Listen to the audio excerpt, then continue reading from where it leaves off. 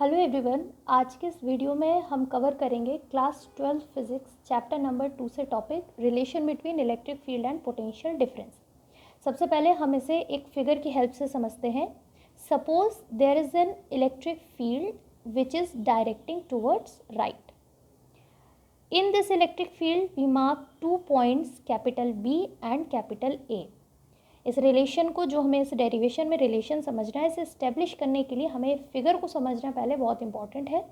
हमारे पास एक electric field है, डायरेक्शन उसका है टुवर्ड्स राइट। इस इलेक्ट्रिक फील्ड में हमारे पास है एक test charge small q। This is positive test charge, और इस पॉजिटिव टेस्ट चार्ज को हमको कैपिटल B पॉइंट से कहाँ तक मूव करना है? Towards point A।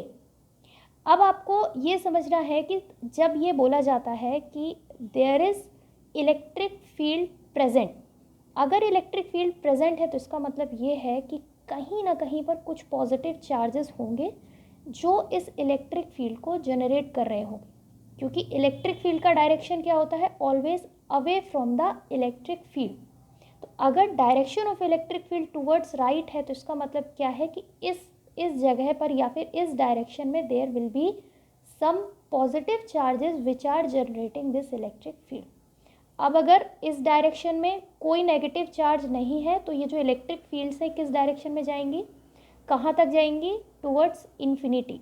ठीक है, अगर कोई नेगेटिव चार्जेस यहाँ पर प्रेजेंट है तो इलेक्ट्रिक फील्ड पॉजिटिव से स्टार्ट होंगे और कहाँ तक जाएंगे? Towards the negative charges. अब आपको इस इलेक्ट्रिक फील्ड में एक टेस्ट चार्ज को मूव करना है। तो आप देखेंगे कि जब आप इस टेस्ट चार्ज को पॉइंट B से पॉइंट A तक मूव करेंगे, you will have to do some external work. ऐसा क्यों होगा? क्योंकि जब आप इस चार्ज को यहाँ से यहाँ तक मूव करेंगे, ये टेस्ट चार्ज एक फोर्स ऑफ रिपल्शन फील करेगा due to this electric field. और प्रिसाइज वे में आप समझिए, आप यहाँ पर देख रहे हैं कि यहाँ पर पॉजिटिव चार्जेस होंगे। अगर आप ये पॉजिटिव टेस्ट चार्जेस डायरेक्शन में मूव करेंगे, this positive test charge will feel a repulsive force due to these positive charges. तो उस रिपल्सिव फोर्स को काउंटर करने के लिए हमको क्या करना पड़ेगा? कुछ वर्क करना पड़ेगा। कैपिटल B पॉइंट से कैपिटल A तक जाने के लिए some works need to be done. हमको अगर अपना इतना कॉन्सेप्ट समझ में आ गया है तो अब जब मैं इस डेरिवेशन में आपको इसका थोड़ा सा मैथमेटिक्स और इसका फॉर्मूलाज बताऊंगी, you will be very clear with the concept. ठीक है, तो इस फिगर को समझने के बाद अब हम आगे बढ़ते हैं और सबसे पहला पॉइंट हम क्या लिखेंगे कि when the charge is at point B then what will be the force on this charge.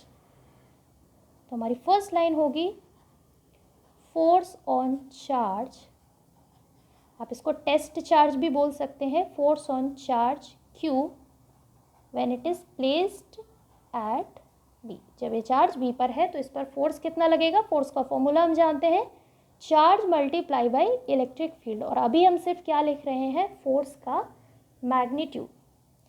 आगे हमने क्या बोला है कि हमको इस चार्ज को कहाँ से कहाँ मूव करना है? From B point to A point. तो आप नीचे क्या लिखेंगे? Work done in moving charge from B to A।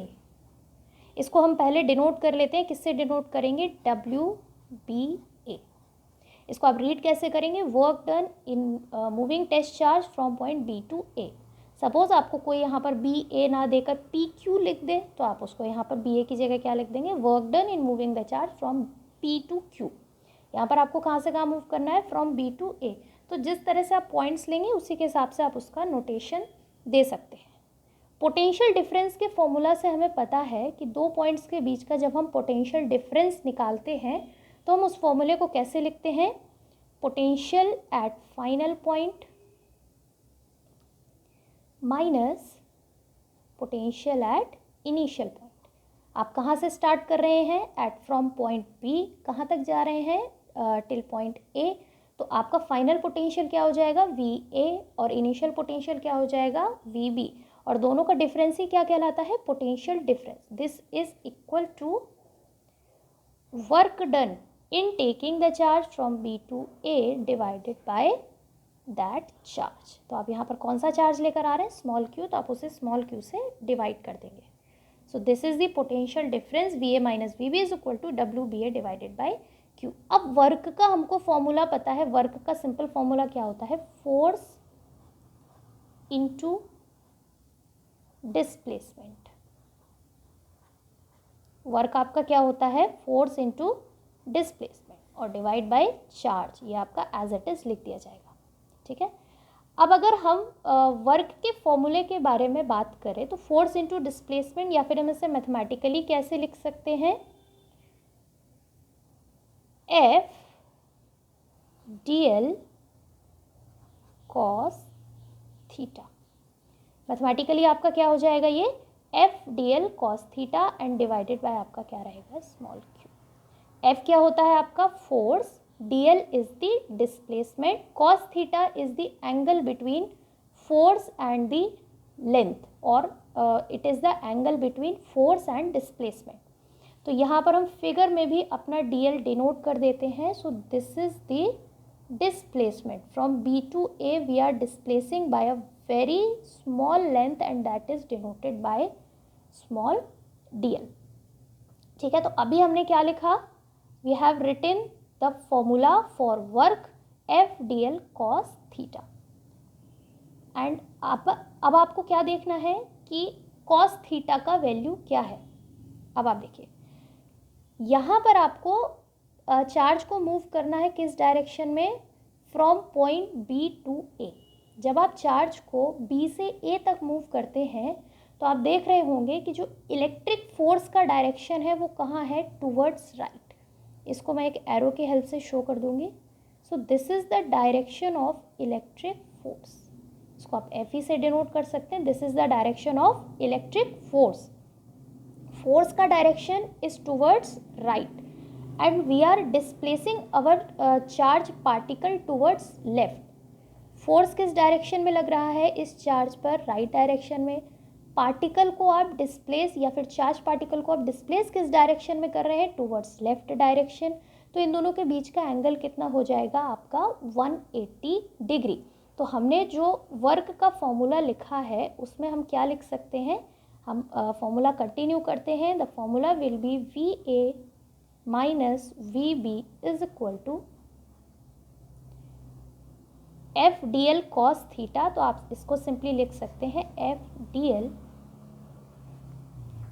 cos 180 degree divided by small q। V A minus V B is equal to F D L cos 180 degree divided by small q। Cos 180 degree का value कितना होता है, -1, तो आप minus sign बाहर लिख लेंगे and this will become F D L divided by small q।